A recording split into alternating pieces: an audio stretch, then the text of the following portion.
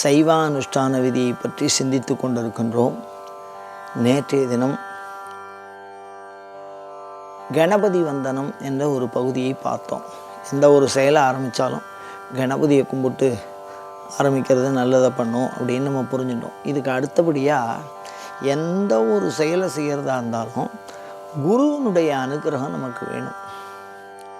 ஏன் அப்படின்னா, அது உலகியலாக இருக்கட்டும், அல்லது தெய்வீகமாக இருக்கட்டும், அல்லது ஆன்மீகமாக இருக்கட்டும், எதுவாக இருந்தாலும் ஒரு குரு வேணும். குரு இல்லாமல் நாம் ஒரு விஷயத்தை தெரிஞ்சுக்க முடியாது.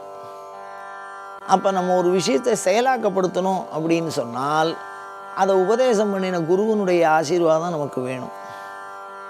அதனால் குரு வந்தனம் அப்படிங்கிறத சொல்லியிருக்கா. முதல்ல இடத்த தூய்மை பண்ணினோம், அதுக்கப்புறம் கணபதியை வணங்கி இந்த காரியம் செம்மையுற எண்ணி துணிய கருமும் எண்ணுவும் என்பது இழுக்கு அப்படிங்கிற மாதிரி ஒரு முடிவாக கணபதியை பிரார்த்தனை பண்ணணும். தடங்கள் இல்லாத பண்ணிட்டோம். இப்போ அந்த காரியம் செம்மையுற பலனை தருவதற்காக அந்த ஒரு செயல் சிறப்பதற்கு அந்த செயலை செய்கின்ற அறிவு அவசியம். எந்த ஒரு செயலை பண்ணினாலும் சரி, அந்த செயலை செய்யக்கூடிய தொழில்நுட்ப அறிவு வேணும். ஒரு உழவு பண்ணுறோம் அப்படின்னா எப்படி நடணும், எப்படி அறுக்கணும்னு தெரியணும்.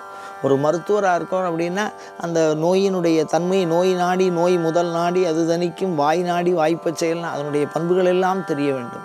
அப்படி தெரிந்து கொள்ளுவது அப்படிங்கிறது ஞானம் தானே. அப்போ அந்த குருவுக்கு நமஸ்காரம், அந்த செயல் நுட்பத்தை நாம் பெற்றுக்கொள்வதற்காக. பொதுவாக குருவந்தனம் பண்ணினா நாம் எந்த காரியம் பண்ணுறோமோ அந்த காரியத்தை பற்றின ஒரு தெளிவான புத்தி நமக்கு உருவாகும். அதுதான் குருவந்தனத்தினுடைய சிறப்பு. தெளிவு குருவின் திருமேனி காண்டல், தெளிவு குருவின் திருமேனி திருவார்த்தை கேட்டல், தெளிவு குருவின் திரு உரு சிந்தித்தல்னு சொல்கிறார்.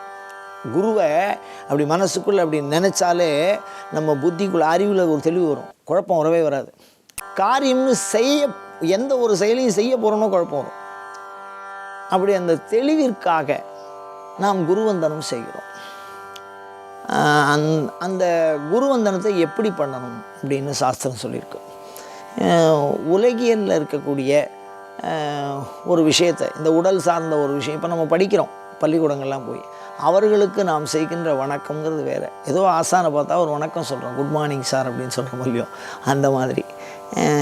இந்த இடத்துல குருவந்தனம் அப்படிங்கிறது எதை குறிக்கும் அப்படின்னா, ஒவ்வொருத்தருக்கும் இன்னென்ன நாளுக்கு இப்படி குரு வணக்கம் போடணும்னு சொல்லியிருக்கா. தாயார் வயத்தில் சுமந்ததுனால வயத்துக்கு நேராக வணக்கம் போடணும். அவள் தான் தந்தையாரை காமிச்சு கொடுக்குறா. அதனால் தாயாரும் ஒரு மிகச்சிறந்த குரு. அப்போ தந்தையார் நெஞ்சில் நம்மை பற்றி நினைத்து கொண்டே இருந்து நம்மை வழி நடத்துகிறார், நம்மளை கவனிச்சுட்டே இருப்பார். அவர் மானச தீட்சான்னு பேர் அப்பாவுக்கு, தந்தையாருக்கு. அதனால் தந்தையாருக்கு இப்படி மார்புக்கு நேராக போகணும். குரு ஞானத்தை உபதேசம் பண்ணுறதுனால நெத்திக்கு நேராக போகணும். தெய்வம் தலைக்கு மேலே துவாரசாந்தத்தில் இருக்கிறதுனால இப்படி வணக்கம் போடணும். அதனால் குருவந்தனங்கிறது நெற்றிக்கு நேராக வணங்க வேண்டும். இப்படி கையை கூப்பி இப்படி வணங்குறது நமஸ்கார முத்திரைன்னு சொல்லுவாங்க. இந்த ஆக்ஞாவுக்கு நேராக இந்த கெட்ட விரல் பதிகிறபடி நாம் கையை தொட்டு வணங்கணும். இந்த கெட்ட விரல் இந்த புருவ மத்தியில் படணும். அப்படி படுற போது இந்த புருவ நடு தூண்டப்படும். அதாவது மனிதனுக்கு உறக்க நிலை, விழிப்பு நிலை, கனவு நிலை, அந்த மாதிரிலாம் நிலைகள் இருக்குது. தூங்கிட்டு இருக்கும்போது வேறு மாதிரி இருக்கும், நாமளே நமக்கே தெரியாது. மூச்சு இருக்கும்போது வேறு மாதிரி இருக்கும், கனவு காணும்போது வேறு மாதிரி இருக்கும். ஏன்னா காணுகிறவனும் நாம், அந்த கனவுக்குள்ளே அனுபவிக்கிறதும் நாம். அந்த மாதிரி விழிப்பு நிலையில் மனிதனுடைய செயல்பாட்டு மையம் புருவ நடுவில் இருப்பதாக ஆன்மீக கருத்துக்கள் சொல்லுகிறது. எல்லா அறிவும் இந்த புருவ நடுப்பில் இருக்குது. அந்த புருவ நடுவை தூண்டுவதற்காக இந்த நமஸ்கார முத்திரையை காமிச்சு, இது பேர் நமஸ்கார முத்திரை. இந்த நமஸ்கார முத்திரையை கரெக்டாக இந்த கெட்ட வரலால் இந்த புருவ நடுவு நல்லா தொடர மாதிரி நினச்சி இப்படி வணங்கணும். இதுக்கு பேர் நமஸ்கார முத்திரைன்னு பேர். அப்படி சொல்லி அதுக்கு ஒரு மந்திரம் சொல்கிறாங்க, ஓம் சிவகுரவே நமஹா. இதில் சிறப்பு என்னன்னு கேட்டிங்களா, இறைவனே குருவாக வருவான். சைவத்தில் இறைவனே உணர்த்தினாலே அன்றி ஆன்மாக்கள் தன்னை உணர அறியாது. தன்னை உணர அப்படி அறிந்தாலும் சிவனை உணர்ந்து கொள்வது என்பது ஆன்மாக்களுக்கு இயலாது. அதனால் குருவும் சிவமும் ஒன்று சைவத்தை பொறுத்த வரைக்கும். அதனால் முதல் புத்தி சக்திகளை தூண்டுகிற, ஞான தெளிவை ஏற்படுத்துகிற, சிவனையே குருவாக மனதிலே எண்ணி ஓம் சிவ குரவே நமஹா, சிவனே குருவாக வருவான். அப்படிப்பட்ட அந்த சிவனையே குருவாக எண்ணி ஓம் சிவகுரவே நமஹா, மீண்டும் சொல்கிறேன், அந்த மந்திரத்தை சொல்லி நாம் வழிபாடு பண்ண சொல்லியிருக்கா. இது சைவானுஷ்டானத்தில் வரக்கூடிய 3வது நிலை. முதல் நிலையில் சுத்தி பார்த்தோம், 2வது நிலை கணபதி வந்தனம் பார்த்தோம், 3வது நிலை குரு வந்தனம் பார்க்குறோம். அந்த குரு வந்தனத்தில் இதோட நாம் இன்றைக்கி சிந்திப்போம். இந்த குருவந்தனம் அப்படின்னு இந்த சைவானுஷ்டான விதியை சந்திக்கிற பொழுது ஒரு தொல்காப்பியம் அப்படின்னு ஒரு நூல், அதை இயற்றியவர் தொல்காப்பியர். அவரை பற்றி ஒரு செவி வழி தகவல், அந்த ஆசிரியரை பற்றி. அவர் அகத்தியற்ற பாடம் படித்தார் அப்படின்னு சொல்லியிருக்கா. இந்த நூல் 2000-2500 வருஷம் இருக்கும். அதுக்கு முன்னாடி இப்போ உள்ள தமிழகம் எப்படி இருந்திருக்கும், அந்த மாதிரி ஒரு சூழல். அப்போ போக்குவரத்தெல்லாம் கிடையாது, நடந்து தான் போய் பாடம் படிக்கணும். எங்கேயாவது ஒரு வாத்தியார் இருப்பார், அவருக்கு தான் எல்லாம் தெரியும். அங்கே மாணவர்கள் போய் குருவை நாடி அவர்கள் வீட்டிலே தங்கி இருந்து அவர்கள் மூலமாக பாடம் கற்ற காலம். அப்படி படிக்கிறார். அப்படி படிச்சுன்னு வரும்போது ஒரு 50க்கும் மேற்பட்ட மாணவர்கள் படிக்கிறார்கள்.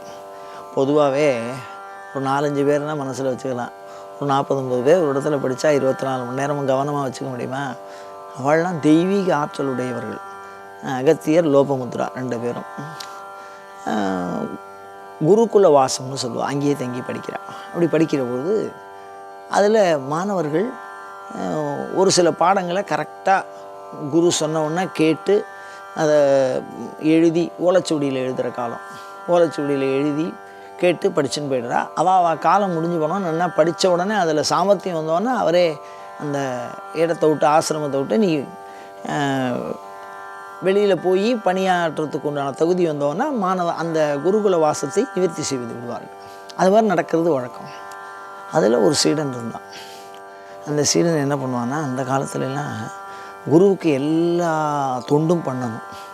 துணி துவைக்கிறதுலேருந்து, அவருடைய மாடு மேய்க்கிறதுலேருந்து, அவருடைய வீடு, அவர் பூஜை பண்ணக்கூடிய அந்த விஷயம், இது எல்லாத்துலேயுமே ஈடுபாடு இருக்கும் சீடர்களுக்கு. அந்த மாதிரி ஒரு சீடன் இருந்தான். அந்த சீடன் என்ன பண்ணான்னா 24 மணி நேரமும் குருவுக்கு தான் சேவை பண்ணிட்டு இருப்பான். அந்த வீட்டை அந்த மாடு மேய்ச்சின்னு இருப்பான், வீட்டை சுத்தம் பண்ணுவான். படிக்கிறதுங்கிற எண்ணமே அவனுக்கு வரல. ஒரு மாதிரி குருவோட பேரை சொன்னாலே பயப்படுவான்.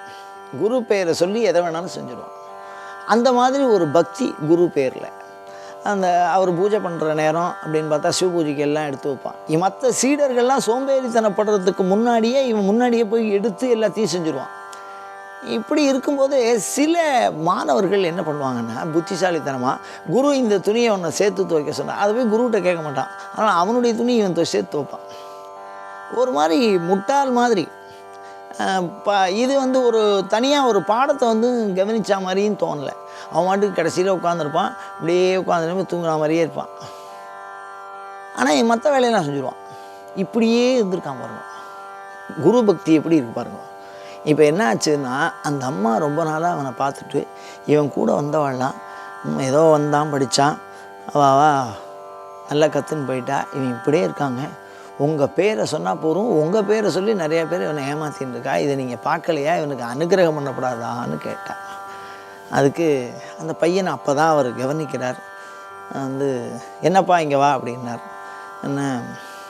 என்ன இன்னும் படித்து முடித்து வெளியில் போகணுங்கிற எண்ணம்லாம் இல்லையா அவனுக்கு அப்படின்னு கேட்குறாரு, ஒரு அக்கறையாக. அப்படி கேட்குறவோ, நீங்கள் சொன்னால் போகிறேன், நீங்கள் சொல்லலைன்னா இருக்கேன் அப்படின்னா. ஒரு சாமர்த்தியமாக புத்திசாலித்தனமான ஒரு இதெல்லாம் இல்லை. நீங்கள் சொன்னால் போகிறேன், நீங்கள் சொல்லலைன்னா இருக்கேன்னா. அப்போ தான் யோசிச்சார், ஆஹா நம்ம லோபமுத்ரா மனைவி சொல்லியிருக்கான்னா அவள் பெரிய ஞானி, அம்பாள் பிரத்யட்சமாக பேசும் அவள்கிட்ட. அப்படியே யோசிச்சார். இப்போ என்ன செய்ய போகிறேன்னா, குருவனுடைய உத்தரவு அப்படின்னா, என்ன இவ்வளோ அப்பாவியாக இருக்கானே அப்படின்னார். அப்போ தான் மனைவியை பார்த்து சொன்னார், அப்படியா அப்படின்னோடனே சரி நீ போ அப்படின்னார். அவன் மாட்டுக்கு போயிட்டான். அப்புறம் தான் யோசித்தார், ஆஹா இவ்வளவு முட்டாளாக இருக்கேன். உடனே அவன் என்ன பண்ணான், கிளம்பிட்டான். கிளம்பி போனோடனே எங்கே போகிறோம் எதுக்கு போகிறோம்லாம் தெரியாது. அங்கே எங்கே போனால் அரசவையில் போய் இது மாதிரி எங்கள் குருநாதர் வெளியில் போக சொன்னார், நான் படிச்சுட்டேன் அப்படின்னு. இவா கூட படித்தவன் அரசவையில் இருக்கா, யார் கூட இந்த ஏற்கனவே படித்தவா, அவள்லாம் பெரிய புலவர்கள் கற்றுன்னு வந்தவா. அங்கே இருக்கிறேன் இவனை பற்றி தெரியுமோ இல்லையோ, படித்த ஒரு சகா, இவன் அப்படியே உட்காந்துருப்பான் எழுந்திருப்பான், மற்ற வேலையெல்லாம் பண்ண மாட்டானே. அவங்ககிட்ட போயிட்டு சொன்னோன்னா அவள்லாம் சேர்ந்து இவனை பரியாசம் பண்ணுறான். என்ன இது உங்களுக்கு இலக்கியம்லாம் தெரியுமான்னு. ஓ தெரியுமே, நீங்கள் சொன்னால் தெரியும் அப்படின்னா கேள்வி கேட்குறான். அப்படியே மனசில் அப்படியே தியானம் பண்ணி குரு அப்படியே மனசுக்குள்ளே நினச்சிக்கிறான். அப்படியே கொட்டுறது ஞானம். என்ன விஷயம் அப்படின்னா, அப்படி நினச்ச மாத்திரத்தில் அவன் மாட்டுக்கு சூத்திரம்லாம் ஒப்பிக்கிறான். எப்படி வந்ததுன்னா குரு தியானத்தினால வந்துடுச்சு. அகத்தியருக்கே பெரிய ஆச்சரியம். என்ன விஷயம் அப்படின்னா, அவர் எழுதின நூல் அகத்தியம், இவர் எழுதின நூல் தொல்காப்பியம். என் நூலை விட உன் நூல் நிலைக்கும்னு ஆசீர்வாதம் பண்ணார். அப்படி ஒரு குரு பக்தி, ஒரு விசுவாசம் இருந்தால் ஞானம் சொல்லாமலே புரியுங்கிற. அதெல்லாம் சொல்லி வரணுங்கிற அவசியமே இல்லை. குரு பக்தி இருந்ததுன்னா அதன் வழியாக வரக்கூடிய ஞானம் தானாகவே மனதுக்குள்ளே வந்துடும். இப்போ நாம் இதை சொல்லும்போது உங்களுக்கு வருத்தமாக இருக்கும். விஞ்ஞானத்தை ஒப்பிட்டு பார்க்குற பொழுது ரொம்ப காலமாக 5 வருஷமாக படித்து ஒரு தீசிஸ் பண்ணி வச்சுருக்கோம், அதை 2 நிமிஷம் ஒரு கம்ப்யூட்டர்லேருந்து இன்னொரு கம்ப்யூட்டர் காப்பி பண்ணிக்கிறது. அதை மாதிரி தீட்சையின் வழியாக அந்த அருள் சக்தியினால் அகத்திற்கு தெரிஞ்சதெல்லாம் யாருக்கு தெரியுது? குருவை தியானம் பண்ணுறதுனால அந்த தெளிவு அவருக்கு வந்தது அப்படின்னு ஒரு செவி வழி செய்தியாக இருக்கலாம். ஆனால் மிகச்சிறந்த குருவனுடைய பக்தி எப்படி, அந்த மாதிரி குருவை மனசுக்குள்ளே தியானம் பண்ணிட்டு கண்டிப்பாக எனக்கு அவர் அனுகிரகம் பண்ணுவார் அப்படின்னு நினச்சா, சாட்சாத் சிவனே குருவாக இருக்கும்பொழுது அவரே நமக்கு எல்லா ஞானத்தையும் வழங்குவார். இது போன்ற தொடர்ந்த சிவச்சிந்தனைகளை தூண்டுகிற வினாக்களை உங்களிடமிருந்து எப்பொழுதும் எதிர்பார்த்தவனாய், அயம் தர்மஹா உத்தரோத்தராபிவிருத்திரஸ்து.